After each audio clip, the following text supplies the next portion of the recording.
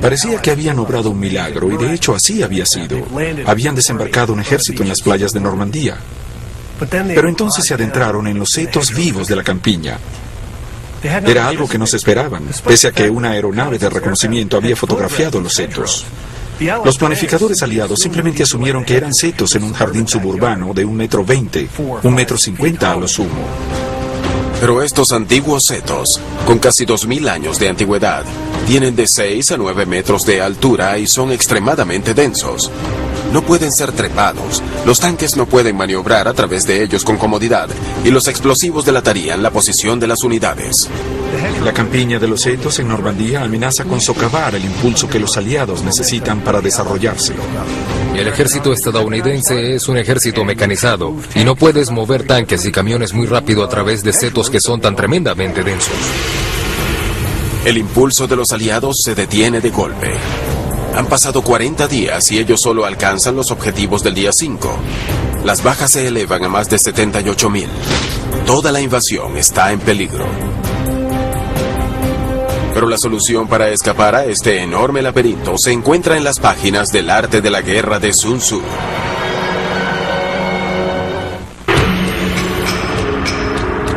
Sun Tzu dice: haz que tu enemigo se prepare en su flanco derecho y se debilitará en su flanco izquierdo. En Normandía, Francia, los aliados estaban siendo detenidos por los setos del bosque. Un terreno perfectamente apto para emboscadas y francotiradores de los alemanes. Los alemanes tienen una palabra para los combates terrestres de orden cerrado en terrenos muy complejos y cerrados. La palabra es Rattenkrieg, y literalmente significa la guerra de las ratas. Significa que la guerra se reduce al combate individual, 1 o 2 hombres contra 1 o 2 hombres, debido a que el terreno, en este caso los setos, no te permite maniobrar. Y no te permite el uso de tus avances tecnológicos como artillería, poderío aéreo y movilidad de tanques.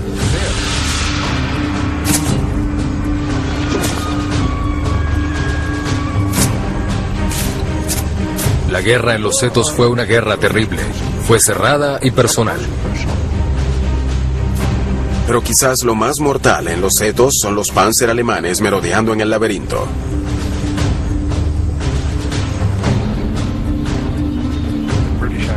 Los británicos en realidad tenían un panfleto acerca de cómo cazar tanques. Ellos enviaban equipos especializados de individuos con bazucas o Piat, siglas en inglés de lanzador antitanque de infantería, como los llamaban los ejércitos británicos. Estos equipos dan caza a los tanques y los sacan de circulación, y el manual hace que esto parezca un gran juego de caza. Eventualmente, los aliados diseñan una estrategia inspirada en Sun Tzu que los ayudará a liberarse de la carnicería en la campiña del Bocage. El plan es atraer a la ciudad de Caen a la mayor parte de las fuerzas de lucha alemana que están en el Bocage, de modo que quede atrás una fuerza debilitada.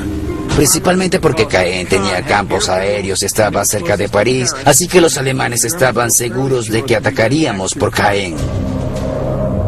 El plan de los aliados comienza con la Operación Goodwood, una devastadora descarga aérea contra la ciudad de Caen. Los alemanes muerden la carnada y alejan del Bocage muchas de sus divisiones Panzer, dejando solo 1,5 divisiones para contener las fuerzas estadounidenses en los setos. Estados Unidos inmediatamente aprovecha el cambio y responde con un fulminante ataque aéreo sobre las divisiones de tanques Panzer que quedan, en la llamada Operación Cobra. Sun Tzu dice que debes comportarte como una serpiente. ¿Por qué? Porque cuando te ataquen en el frente, la retaguardia reforzará el frente. Si atacas por la retaguardia, el frente reforzará ese punto.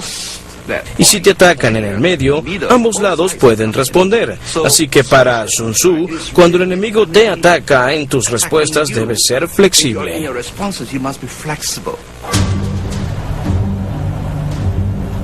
Con casi todos los tanques alemanes destruidos, las fuerzas estadounidenses pueden abrir una brecha en las líneas alemanas con artillería, tanques e infantería.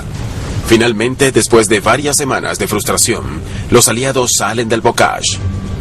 La desviación estratégica de Woodwood en Caen y el éxito de Cobra en el Bocage cambian la ecuación estratégica. El retrasado impulso de los aliados regresa con una venganza.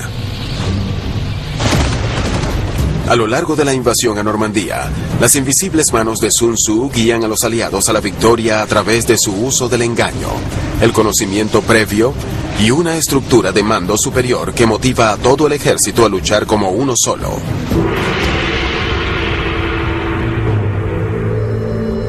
Sun Tzu dice: el ejército ganador establece primero las condiciones para la victoria, luego lucha. El ejército perdedor lucha primero, luego busca la victoria.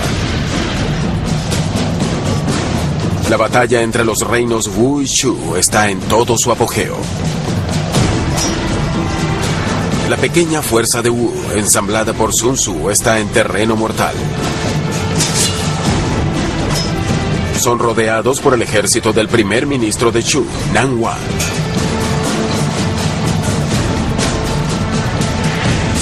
Pero Sun Tzu no está preocupado. Mientras el ejército de Nanhua ataca, la principal fuerza de Sun Tzu se dirige a Jin, la capital de Shu. Cuando Nanhua se da cuenta de que la principal fuerza de Sun Tzu está abocada al ataque de Jin, tiene una difícil decisión que tomar. Obviamente quiere matar a Sun Tzu.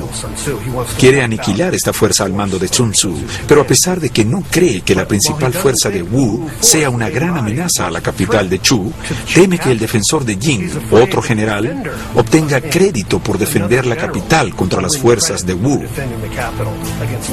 Como resultado, se apresura a defender a Jin. Será el error más garrafal de Nanhua en la guerra. Al igual que Nanhua, muchos generales a lo largo de la historia se han adentrado en una batalla sin tener toda la información que necesitan.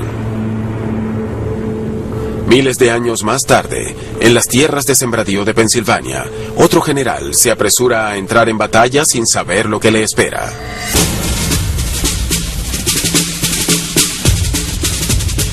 Es el general confederado Robert E. Lee, a quienes algunos consideran como el más grande comandante en la historia estadounidense. Pero en Gettysburgo, Lee no logra prestar atención a la sabiduría de Sun Tzu y paga un precio terrible.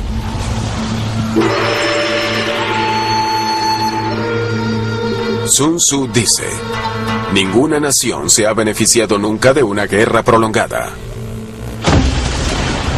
La guerra civil estadounidense es un escenario de pesadilla para Sun Tzu. Un punto muerto y sangriento que acabará por mucho costando más de 620,000 vidas. La guerra más letal en la historia estadounidense.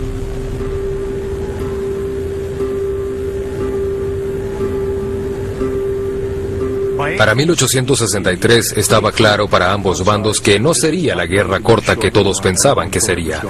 Cuando en la batalla de Manassas las damas y caballeros salieron de Washington en sus carruajes, listos para hacer un picnic y observar lo que pensaron que sería la primera y última batalla de la guerra. Ahora todos sabían que sería una guerra muy larga. La guerra afecta a todos los estadounidenses, a veces de manera inesperada. La guerra civil es testigo de la creación del primer hospital psiquiátrico estadounidense en St. Elizabeth, en Washington, D.C. Todavía hoy está en funcionamiento. La guerra entre el norte y el sur también afectó la manera como los estadounidenses recibían su correo. A un encargado de correos de Cleveland le angustiaba tanto la visión de las ansiosas esposas e hijos haciendo fila frente a la oficina postal, que sustituyó la entrega domiciliaria por primera vez. Sin embargo, la mayoría de las noticias recibidas en casa eran de muertes.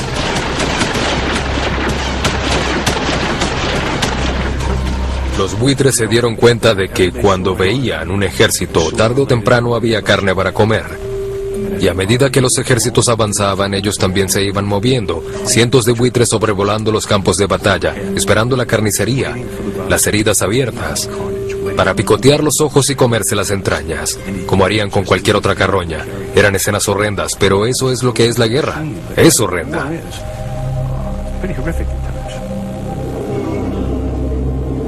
Los hospitales de campaña de la guerra civil son carnicerías humanas con brazos y piernas colocados en montones.